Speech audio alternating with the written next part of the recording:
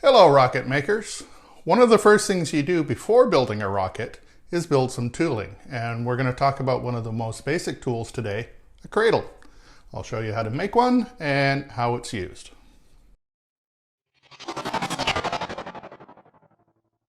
So I have in front of me the Handbook of Model Rocketry. This is its 7th edition. Originally written by G. Harry Stine, continued by his son Bill Stine, who is now working at Estes. This is how I got started in rocketry. Not this edition, one that I found in our local library about 30 years ago. So it's been around a while, but it's still very relevant to what we do today. Now, the reason I bring this up is when it's introducing you to the hobby of rocketry, and if you're just getting started, this is the book to go to. Before it even gets into the details of what makes up a rocket, it gets into tools, techniques, things you're going to use in the shop. One of the first things it talks about on page 33 is a cradle made out of balsa wood. Now, I've made this many times in many shapes and sizes. When I set up a new workshop, it's usually one of the first things I make. I don't have a spare scrap of balsa wood to make this from, but I do have a 3D printer, so I've updated the design a little bit. Now, this is probably readily available on the internet everywhere. I'm not going to show you the details of this because it is in a copyright text. So I do recommend you buy the book if you haven't seen it. It is a good place to get started. That's what did it for me in the days before YouTube. Okay, so let's talk about a cradle. So this one is kind of an updated version of that old design.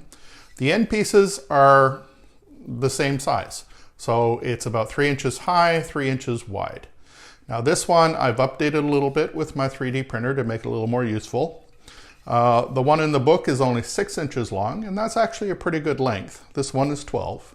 I have found making 12-inch ones in the past, I rarely use the full 12 inches. But what I can do with this one, I've got it with 2 dowels in between and a third portion in the middle that I can slide so I can adjust this.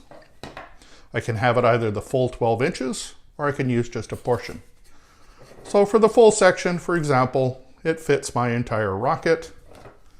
For the smaller one, I can put in just a motor mount, for example. Now I can adjust this to whatever length I need, so that is good. Now, one of the limitations of this design is I can't stand it up with the fin on the end. It is just at the 45 degree, it sits it fine. Now I can make these taller, or if I really need an end piece, I can just move it to the end of the table. And now I have my fin in a vertical position. So this is a basic cradle. There's not much to it. I will share both the design file and the STL for this end piece. It was designed in Fusion 360. It's very simple, so I'm not going to go into how to create it in Fusion 360. There are a lot of good tutorials out there for that. But feel free to adjust as you require. I'm using 1/2 inch dowel here, for example, but you can use 1/4 inch or 3/8 inch or whatever you need. This works well for my small rocket. It's not going to work so well for this.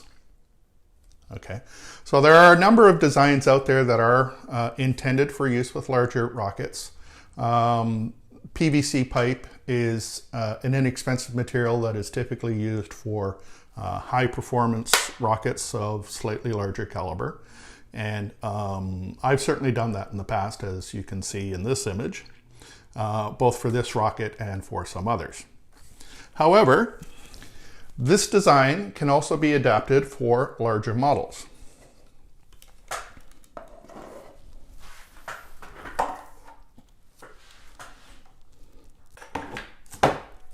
So this is the same thing. Instead of the 1/2 inch dowel, I'm using some PVC pipe.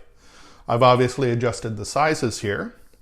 And one of the things you'll notice I've done a little differently is I've added some cork cushions on here. You will find that if you're using just straight plastic that it will damage the finish on your rocket. using a little bit of cork, this I found at the local dollar store, will keep you from damaging the finish on your rocket. Now this is just crazy glued on. The nice advantage of using cork is as you get glue stuck on these, and you probably will, my first time using it, I have a little bit of glue here, you can actually scrape this off and replace it. So it's pretty basic. Now the plastic itself, this is PLA, the most commonly used plastic for 3D printing. You can use PETG plastic, which has the nice advantage of glue not sticking to it very well, which is a bit of a pain if you're trying to build rocket parts, but when you want to create a tool that you're going to be gluing things on, that is very useful. Okay, so this one can hold the bigger rocket. It can also hold my very large Saturn 1B, as we can see here. And again, it's adjustable. There we go. So we can hold the motor mount instead of just the full rocket. It really gives us a lot of versatility. While it doesn't have to be like this, I mean, this is a very basic design, you can build one out of whatever materials you have at hand, whether it's balsa, whether it's just a little bit of pine wood, whether it's PVC pipe or whatever. But having one will save you an immeasurable amount of grief as you're starting to assemble your rocket. So that's it. I'd like to thank my Patreon supporters who made this possible. Actually, I believe they paid for the plastic, so that's always welcome. Don't forget to subscribe. If you like what you see here, hit the thumbs up and share it with your friends. So until we meet again, keep building, keep flying.